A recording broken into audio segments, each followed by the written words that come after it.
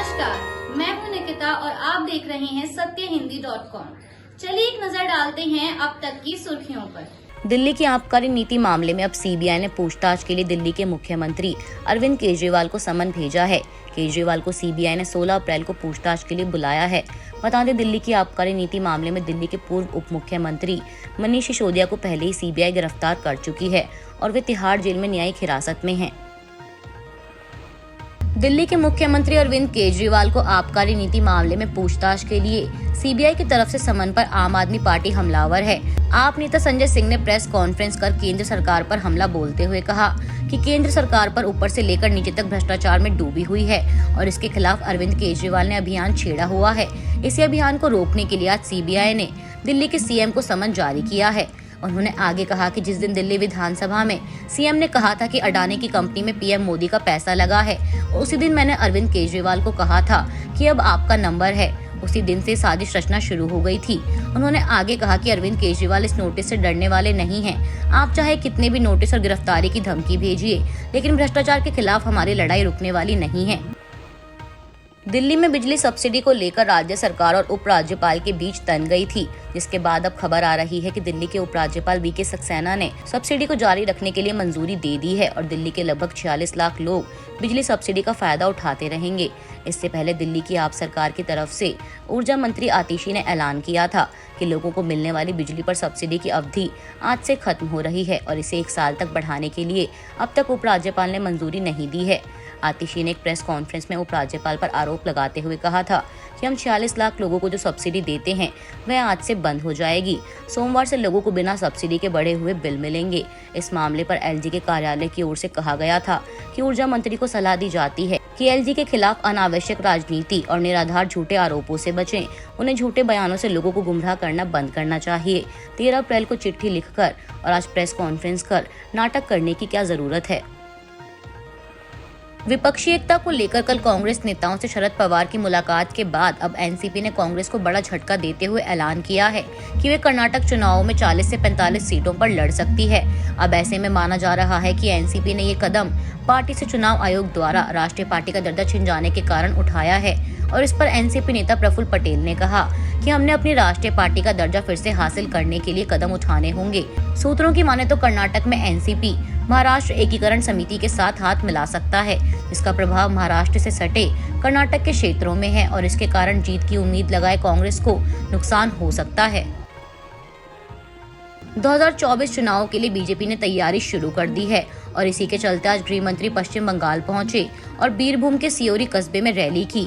Rally में अमित शाह ने ममता बनर्जी की सरकार पर और 2021 के विधानसभा चुनाव में बीजेपी को मिली 77 सीटों को शुरुआत बताते हुए कहा कि जो शुरू किया उसे 2024 में पूरा करें, बीजेपी को 35 से ज्यादा सीटें दें और नरेंद्र मोदी को फिर से प्रधानमंत्री बनाएं।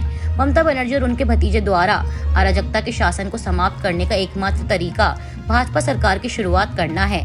हाल ही में रामनवमी के मौके पर भड़की हिंसा को लेकर शाह ने कहा कि क्या बंगाल के लोगों को रामनवमी शांतिपूर्वक बनाने का अधिकार नहीं है। हमने हावड़ा और हुगली में रैलियों पर हमला होते देखा, इसके लिए टीएमसी की तुष्टीकरण की राजनीति जिम्मेदार है। हर जगह लोगों ने पूछा कि अयोध्या में भगवान राम का मंदिर क्यों बनाया जाए। कांग्रेस, ममता दीदी और उनके सहयोगियों ने इसे वर्षों तक रोके रखा, लेकिन मोदी जी एक दिन अयोध्या गए और शिलान्यास किया। आलोचकों का मुंह बंद कर दिया गया। गृह मंत्री ने आगे कहा कि भाजपा इस हिटलर जैसी हुकूमत को चलने नहीं देगी। आप मतदाता इसे समाप्त कर सकते हैं। मैं वादा करता हूं कि पश्चिम बंगाल का अगला मुख्यमंत्री भाजपा का कोई होगा। क्या ममता दीदी पाकिस्तान को करारा जवाब दे सकती हैं? क्या वे कश्मीर में आतंकवाद को खत्म कर सकती हैं? ये सिर्फ मोदी जी ही कर सकते हैं। आज प्रधानमंत्री मोदी असम पहुंचकर कई नई परियोजनाओं का उद्घाटन किया और असम के लोगों को 14,300 करोड़ रुपए की सौगात दी। प्रधानमंत्री नरेंद्र मोदी ने शुक्रवार को गुवाहाटी में all India institute of medical sciences यानी एम्स का उद्घाटन किया और असम में 3 अन्य मेडिकल कॉलेजों की घोषणा की। उन्होंने आईआईटी गुवाहाटी में Assam advanced health care innovation institute की आधारशिला भी रखी और मुफ्त चिकित्सा उपचार प्रदान करने के लिए एक स्वास्थ्य सेवा योजना शुरू की, जिसका लाभ लगभग 1 करोड़ लोग उठा सकेंगे। असम के दौरे पर पीएम मोदी ने अपने भाषण में कहा कि पिछले 9 वर्षों में पूर्वोत्तर में संचार के बुनियादी ढांचे में सुधार पर काफी चर्चा हुई है। साथ ही शिक्षा और स्वास्थ्य दोनों क्षेत्रों में सामाजिक बुनियादी ढांचे में भी आश्चर्यजनक सुधार हुआ है। विपक्ष और पूर्व सरकारों पर निशाना साधते हुए पीएम मोदी ने कहा कि कि इन दिनों हम एक नई बीमारी देख रहे हैं। जब भी मैं पिछले 9 वर्षों में हुए विकास की बात करता हूं, तो कुछ लोगों को बड़ी बेचैनी होती है। उनकी शिकायत है कि उन्होंने भी दशकों तक देश पर शासन किया है, लेकिन उन्हें इसका श्रेय नहीं मिलता। श्रेय की भूख और जनता पर शासन करने की मानसिकता ने देश पर बहुत नकारात्मक प्रभाव डाला है। जिन लोगों ने पहले शासन किया था, वे पूर्वोत्तर को दूर की जगह मानते थे और अलगाव की भावना पैदा करते थे। हम जनता के लिए निस्वार्थ सेवा और समर्पण की भावना से काम करते हैं। विपक्ष जोड़ो मुहिम में जुटे कांग्रेस नेता राहुल गांधी मुंबई में उद्धव ठाकरे से मुलाकात कर 2024 में विपक्षी एकता के मसले समेत कई अन्य मुद्दों पर बातचीत कर सकते हैं। विश्वस्त सूत्रों से मिली जानकारी के अनुसार राहुल गांधी मुंबई में उद्धव ठाकरे के घर मातोश्री में उनसे मुलाकात कर सकते हैं। इस मुलाकात के दौरान विपक्षी एकता, लोकसभा चुनाव 2024 की तैयारी और रणनीति को लेकर उद्धव ठाकरे और राहुल गांधी के बीच बातचीत होने की संभावना है। आपको बता दें, उद्धव ठाकरे से मुलाकात करने से पहले राहुल गांधी ने कल गुरुवार को कांग्रेस अध्यक्ष मल्लिकार्जुन खड़गे के साथ एनसीपी प्रमुख शरद पवार से मुलाकात की थी और इस मुलाकात के दौरान शरद पवार ने तृणमूल कांग्रेस और आम आदमी पार्टी जैसे दलों को साथ लाने पर जोर दिया था। इस बैठक के बाद खड़गे, पवार और राहुल तीनों नेताओं ने कहा कि विपक्षी दलों को एकजुट करने की जरूरत है और सभी लोग इसको लेकर प्रतिबद्ध हैं। बता दें, यह बैठक खड़गे के आवास 10 राजाजी मार्ग पर हुई थी। वहीं इससे पहले बुधवार को बिहार के मुख्यमंत्री नीतीश कुमार ने उप मुख्यमंत्री तेजस्वी यादव के साथ राहुल गांधी से मुलाकात की थी। भारत फ्रांस कारोबारी सम्मेलन में शामिल होने के लिए पेरिस पहुंचे केंद्रीय मंत्री पीयूष गोयल ने कहा कि यूरोपीय संघ के साथ प्रस्तावित मुक्त व्यापार समझौते में भारत किसानों और डेयरी क्षेत्र के हितों की पूरी तरह से रक्षा करेगा। उन्होंने बताया कि इटली और फ्रांस में बैठकों के दौरान भारत ने दोनों क्षेत्रों में भिन्न आर्थिक परिस्थितियों और प्रति व्यक्ति आय पर जोर दिया है। दोनों देशों के बीच व्यापार और निवेश संबंधों को और बढ़ावा देने के तरीके खोजने और इस विषय में निजी क्षेत्र तथा नेताओं के साथ चर्चा करने के लिए आधिकारिक दौरे पर पहुंचे पीयूष गोयल ने कहा कि यूरोपीय संघ के व्यवसायों को भारत जिस प्रकार के कारोबारी अवसर दे सकता है, वह दुनिया में और कोई नहीं दे सकता। इसे ध्यान में रखते हुए हम FTA करेंगे। हम किसानों और डेयरी क्षेत्र के हितों की रक्षा करेंगे। हमने UAE तथा ऑस्ट्रेलिया व्यापार समझौतों में भी ऐसा ही किया है।